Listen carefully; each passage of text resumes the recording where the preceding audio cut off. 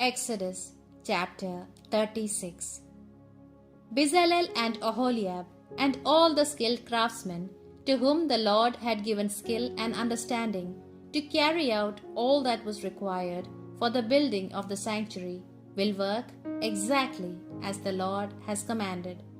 Moses then called Bezalel and Oholiab and all the skilled craftsmen to whom the Lord had given ability and whose heart prompted them to come forward to do the work. They received from Moses all that the people of Israel had brought as contributions for the work of building the sanctuary. In the meantime, the people continued each morning to bring their offerings.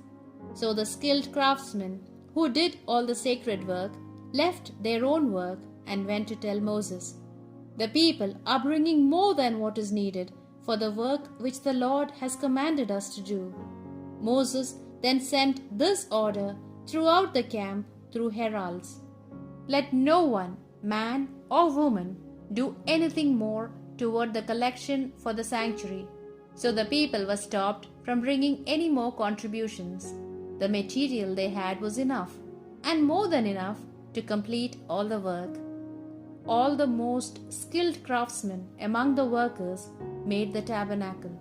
They made it with 10 sheets of fine twined linen of purple, violet, and crimson wool. They had these sheets finely embroidered with angels. The length of a single sheet was 28 cubits, its width 4 cubits, all the sheets being of the same size. They sewed 5 of the sheets together and did the same with the other 5 as well. They attached loops of violet wool to the border of the last sheet in one set, and did the same for the border of the last sheet in the other set. They put 50 loops on the first sheet, and matching them one by one, 50 loops on the border of the last sheet in the second set. They made 50 gold clasps and drew the sheets together. In this way, the tabernacle became a unified whole. Next, they made sheets of goat's hair to form a cover over the tabernacle. They made 11 of these. The length of a single sheet was 30 cubits, its width 4 cubits. The 11 sheets were all of the same size. They sewed 5 of these sheets together into one set, the remaining 6 into another. They attached 50 loops to the border of the last sheet in the first set, and 50 loops to the border of the last sheet in the second set. And they made 50 bronze clasps to join the two sets so as to form one cover. They made another covering of ram skins dyed red to be put over the tabernacle, and a covering of fine leather to spread over that. The tabernacle was made with frames of acacia wood which stood upright.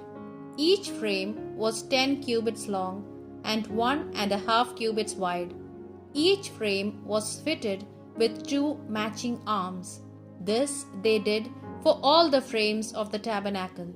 He made the frames for the tabernacle in this way: 20 frames for the southern side, with 40 silver bases to be put under the 20 frames, 2 bases under the first frame to receive its 2 matching arms, and so on for the other frames.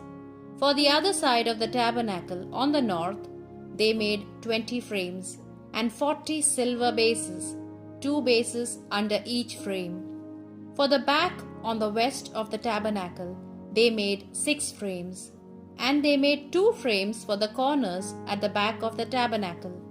These frames were joined at the bottom and also at the top up to the level of the first ring. This they did with the 2 frames that were to form the 2 corners. In this way, there were 8 frames with their 16 silver bases, 2 bases under each frame. They made crossbars of acacia wood, 5 to hold the frames together that were to form one side of the tabernacle, 5 on the other side to hold the frames, and 5 for those at the rear to the west. They made the middle bar fixed halfway up to run from one end to the other. They covered the frames with gold and put gold rings on them to take the crossbars which they had covered with gold. They made the veil of purple, violet, and crimson wool and of fine twined linen, skillfully embroidered with cherubs. For hanging this veil, they made 4 posts of acacia wood and covered them with gold clasps, and they cast 4 silver bases for them. For the entrance to the tent, they made a curtain of purple, violet, and crimson wool and fine twined linen, the work of a skilled embroiderer. For the hanging of this, they made 5 posts with hooks. Their tops and rods they plated with gold. Their 5 bases were of bronze.